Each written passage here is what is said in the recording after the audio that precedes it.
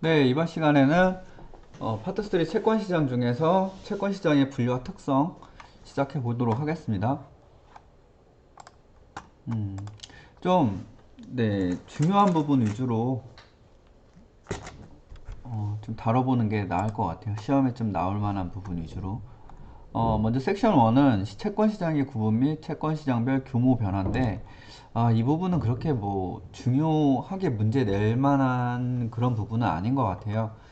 그래서 일단 기본적인 의미 같은 것만 좀 보면 국채의 의미가 뭐냐 이런 거, 국채와 차입금으로 구분함. 보통 국채는 이제 국가의 공공 목적을 달성으로 해서 차입함으로써 생기는 금전적 채무라고 말하는데, 국채와 차입금로 구분. 자, 지방채, 국채, 지방채 이런 말 많이 들어보셨을 것 같아요. 지자체가 이제 재정 수입의 부족을 보충하거나 특수 목적을 달성하기 위해 자금을 차입하면 채무, 이렇게 보시면 되겠고, 지방채증권과 차입금으로 구분한다. 이거 뭐 기본 상식이니까. 그러면 특수채, 채권에는 이런 것들이 있다 보시면 되겠습니다. 그래서 계속 반복돼서 많이 보는 거니까. 네. 그래서 특수은행이 설립된 금융특수채와 특별법에 의해 설립된 기관이 발행하는 비금융 특수채가 있다. 이 정도만 알아두시면 될 것 같고, 좀 큼직큼직하게 시험에서도 너무 짜잘하고 지엽적인 거 안 내기 때문에 좀 큰 거 위주로만 보시면 될 것 같습니다. 너무 이렇게 지엽적인 거에 공부하다가 지쳐가지고 포기하는 그런 일은 없는 게 좋은 것 같아요. 일단은 끝까지 다 보고, 예, 문제 좀 풀어보고 시험 보시면 충분히 합격할 수 있는 것 같습니다. 제 경험상 그래요. 음, 자, 일반 회사채와 금융채로 구분이 되고, 회사채는, 자, 금융회사채는 다시 은행사채와 금융사채로 구분한다. 뭐 이렇게 뭐 분류가 되어 있는데, 기타는 카드채와 캐피탈채. 그렇게 중요한 것 같지 않습니다. 신용대로에 따라서는 또 이렇게 나누기도 한다. 어, 그리고 공사채, 회사채, 은행채, 여전채는 신용물로 정의한다. 그래도 분류상 채권의 분류 이렇게 해놨습니다. 한번 쭉 읽어보시고 이해만 하면 될 것 같아요. 그래서 한번 정리해 두시고, 법률상 분류와 분석 편의상 분류로서 어떻게 채권을 분류하는지까지만 이렇게 알아두시면 될 것 같고, 이것까지도 뭐 별로다 그러면, 국채가 뭔지, 지방채가 뭔지, 특수채가 뭔지, 회사채가 뭔지, 이 정도까지만 알고 있으면 될 것 같아요. 네, 이렇게 정리하고 넘어가겠습니다. 자, 채권 시장의 변화 1기, 2기, 3기, 4기로 나눠서 정리를 해봤고요. 자, IMF가 발생하기 전 채권 시장의 태동기를 의미한답니다. 그래서 처음 이제 채권 시장이 이제 열리기 시작하는 그 부분인데, 이제 발행 비중은 높지 않았다. 2기 때는 외환위기 이후부터 모기지, 그 서브프라임 모기지 위기 있기 전까지인 것 같은데, 맞나? 예. 그래서 간혹 틀린 게 있더라도 저도 그냥 공부하는 사람 입장이니까, 뭐 제가 이걸 누구한테 알려주려고 하는 그런 건 아니고, 뭐 처음부터 얘기했지만 제가 공부하는 거를 한번 리뷰하는 그런 부분이고, 아무래도 지금 제가 이제 시험까지는 다 끝났는데, 음, 이게 많이 늦어졌어요. 너무 공부할 시간이 없다 보니까 1, 2월 달은 제가 좀 시간이 많아서 좀 어느 정도 스케줄에 맞춰서 이제 올렸는데, 지금은 좀 바쁘기도 하고 그래서 좀 많이 늦어진 것 같습니다. 국채와 통화증권의 발행이 증가되었던 시기다. 증가. 그 다음에 2008년부터 기회부채 감축 계획이 시작된 13년까지의 기간이다. 이렇게. 근데 지금 하는 부분이 이런 부분은 시험 문제 안 나오는 것 같아요. 제가 봤을 때는. 너무 그 다음에 최근 시기까지.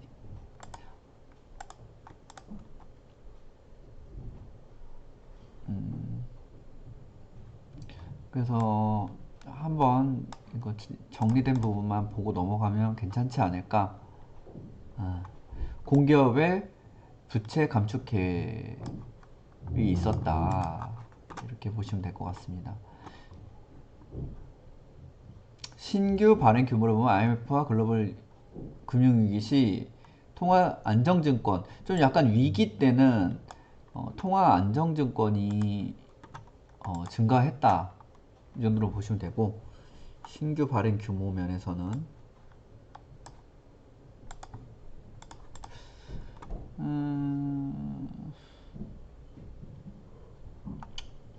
그냥 착한 시장의 변화 정도만 보면 되겠습니다. 이렇게 4기로 나누어서 한번 본다, 이 정도만 보시면 되겠고, 섹터별 투자 주체, 외국인 투자. 자, 주로 기관 투자자죠. 자산 부채 관리 차원의 투자가 이루어졌고, 비교적 부채 만기가 장기인 투자 기관들은 장기채를 선호하고, 단기 부채 구성이 높은 기관들은 단기채를 선호한다. 자산운용사 이런 애들은 단기 부채, 장기 채권을 선호하는 집단, 단기 축 채권을 좀 선호하는 집단이 이렇게 된다, 이거죠.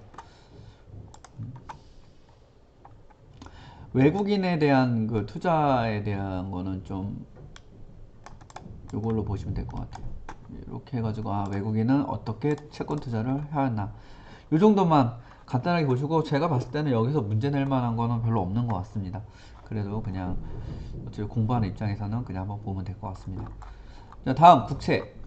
여기서부터는 좀 더 봐야 될 것 같고, 국채의 종류, 국고채권, 재정증권, 외국 환평형 기금, 국민주택채권, 요 종류가 뭐냐, 그리고 각각의 이게 어떤 의미를 갖고 있냐 정도만 알면 될 것 같습니다. 국고채권이 있고, 재정증권이 있고, 외국 환평형 기금이 있고, 그 다음에 국민주택 채권이 있고, 그 여기 국민주택 채권 종류에서 첨가 소화 방식이라는 거는 좀 알아두셔야 될 것 같아요. 이거 자체가 뭐 어떤 의미냐면, 여러분들 이제 부동산이나 자동차를 구매할 때 의무적으로 매입하게 하는 방식이 이제 첨가 소화 방식으로 발행된다고, 그 첨가 소화 방식으로라고 정의가 되어 있네요. 그렇게 저도 찾아봤습니다. 네, 이렇게 알면 되겠고요. 그래서 여기 이제 발행 목적 및 방법이 요약되어 있는데, 요 정도로 보면 될 것 같아요.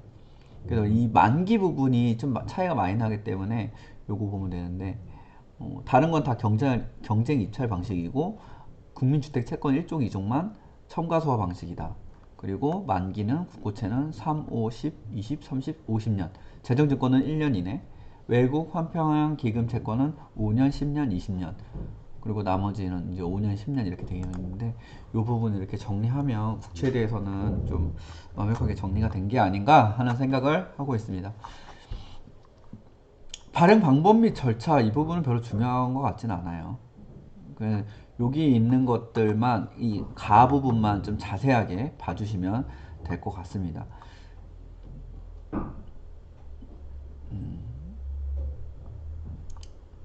그래서 다른 거는 한번 보시면 되겠고, 이런 거 좀 세부적인 것까지 다 보려고 하면 이제 머리가 좀 아픈데, 통합 발행이 뭔지만 좀 의미 좀 볼게요. 일정 기간 내에 발행하는 채권의 만기와 표면금리 등 발행 조건을 동일하게 하여 이 기간 동안 발행된 채권을 단일한 종목의 채권으로 취급하는 제도다, 라고 하네요. 네, 이거 좀 알아두시면 될 것 같고, 이거 그냥 이걸 한번 넣어봤는데, 국고채 전문 딜러 현황을 증권사는 10개 증권사, 은행은 7개 증권사라고 이렇게 했으니까 그냥 참고로 보시고, 이런 걸로는 문제 안 냅니다. 그래서 어디까지나 제가 시험 본 기준으로. 네, 국채 규모와 유통. 안전자산이다. 채권자산 중 유동성이 가장 좋다. 국채시장은 보험사 연기금 등이 성공하는 장기자산의 주요 공급처다. 진짜 이런 보험이나 보험사의 그 연금보험이나 이런 거 좀 참 저도 이거 못 몰랐을 때 막 들었다가 나중에 좀 조금은 후회를 하는데 굳이 그냥 내가 해도 될 거를 괜히 사업비만 내고 좀 씁쓸하지만 그래도 장기 목돈 차분히 모았다고 생각하면 뭐 긍정적으로 바라보는 게 좋을 것 같습니다. 그래서 저라면 요 가의 국채의 종류만 완벽하게 하고 나머지는 좀 한번 읽어보고 그냥 넘어가도록 가는 걸로 하는 게 좋을 거라고 생각이 듭니다. 자, 지방채의 종류. 이런 종류 같은 거는 좀 큼직큼직하고 나름대로 중요성도 있다고 보기 때문에 좀 알아두시면 되고, 증권 발행체와 증서 차입체로 구분한다. 이거 좀 오탄가? 증서 차입체.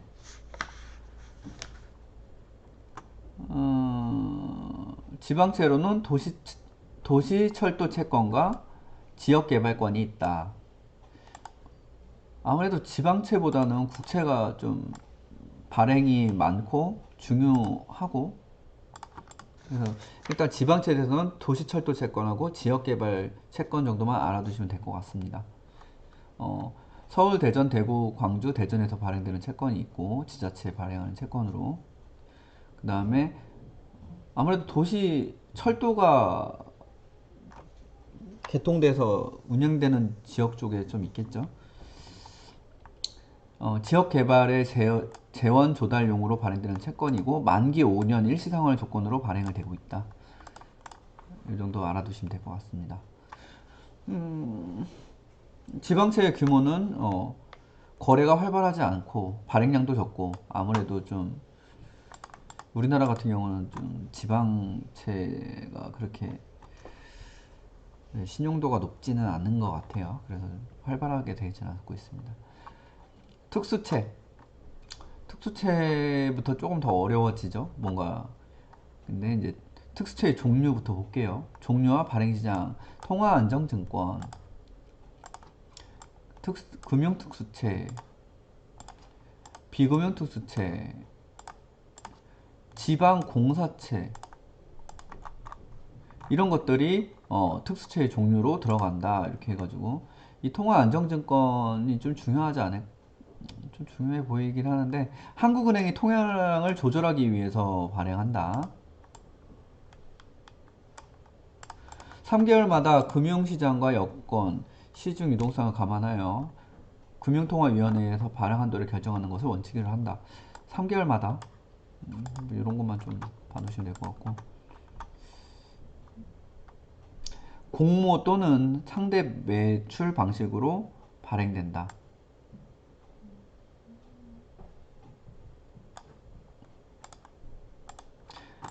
금융특수채, 한국산업은행, 한국수출입은행, 중소기업은행, 수산업, 협동조합, 농협은행, 이런 은행들에 이제 발행하는 거겠죠. 발행 방법은 매출 발행 형식의 직접 발행과 인수 발행 방식의 간접 발행이 있다. 종류가 뭐냐 정도만 봐두면 될 것 같아요. 통화안정증권. 이번에는 이제 은행이 아니고 비금융에서 이제 발행하는 거죠. 공사들, 공사채라고 그래서 얘기를 하고 있고, 토지 주택 채권은 매출 형식으로 발행된다. 일반적인 나머지 공사공단에서 간접 발행한다.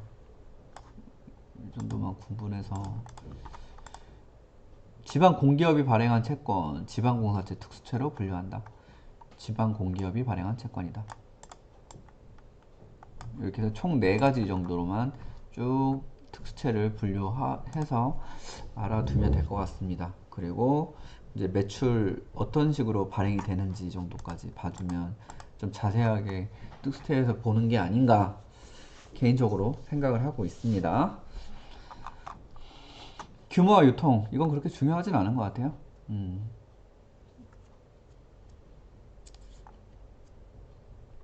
한번 쭉 읽어보시고 넘어갈게요. 그 다음 회사채.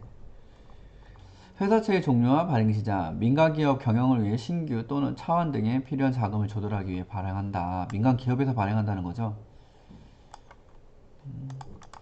실제 저도 이제 채권을 매입해보고 이거를 다뤄보진 않았기 때문에 투자수단으로 조금 와닿지는 않네요. 근데 이제 저도 투자 자금이 좀 많이 더 늘어나게 되면 채권도 좀 편입을 언젠간 하겠죠. 네.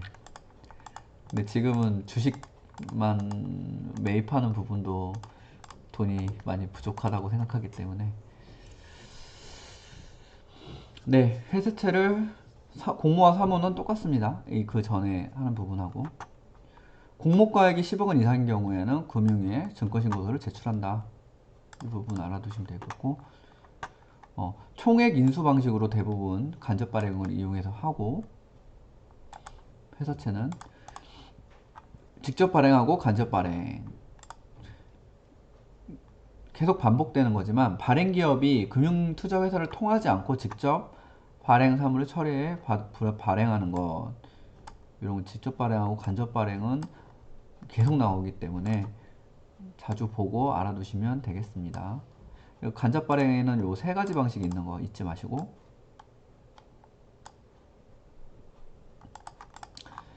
회사채의 발행 절차 먼저 신용평가를 하게 됩니다. 첫 번째 이게 옛날엔 담보를 기준으로 이제 회사채를 발행했다면 요즘에는 이제 다 신용평가로만 하죠. 그 다음에 수요 예측을 해서 발행을 하게 된다는 얘기인데 두 개 이상입니다. 신용평가회사로부터 이제 평가 등급을 받고요. 자산유동화법에 따른 유동회사채의 경우에는 한 개 이상의 신용평가가 의무다. 유동화사채는 그러네요. 그 다음에 신용등급이 발행사의 결정에 영향을 미친다. 그래서 이제 신용등급이 굉장히 중요하게 되는 부분이고, 회사채 발행 시점에서 발행 내용이 확정된 경우 신용등급을 공시한다. 그 전까지는 공시 안 한다. 그래서 이런 거 가지고 문제 내기는 괜찮은 것 같기 때문에 좀 알아두시고. 수요 예측. 공모, 희망, 금리 밴드, 어느 금액대를 범위를 잡는 거죠. 그걸 밴드라고 하는데 이걸 제시하고 기관차들의 매입 희망 금리와 희망 물량을 토대로 투자 수요를 파악하는 절차다. 투자 수요가 파악되면 실세 금리가 결정이 되며 채권 시장의 현황을 파악하는 수단으로 활용한다. 회사채의 잔액 및 신용 등급 여기 나오네요. 보증 사채 시장에서는 그 전에는 IMF 이전 대부분은 보증 사채 보증을 서줘야 이 회사채를 발행할 수 있게 됐는데 지금은 금융위기 이후에 이제 무보증 사채로 대부분 전환이 되었다 이 얘기죠. 신용평가에 의한 투자가 보편화됐다.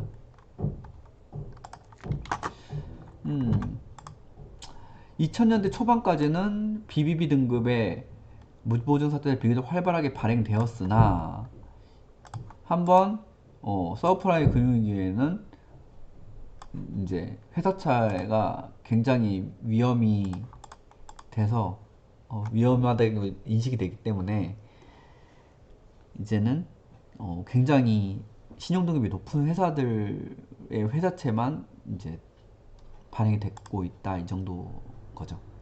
네, 이렇게 해서 네, 채권의 종류 분류하고 특성이 어떤지에 대해서 한번 정리를 한번 해봤습니다. 한번 복습하시고 문제 좀 풀어보시면 되겠습니다. 네, 그러면 여기까지 하겠습니다.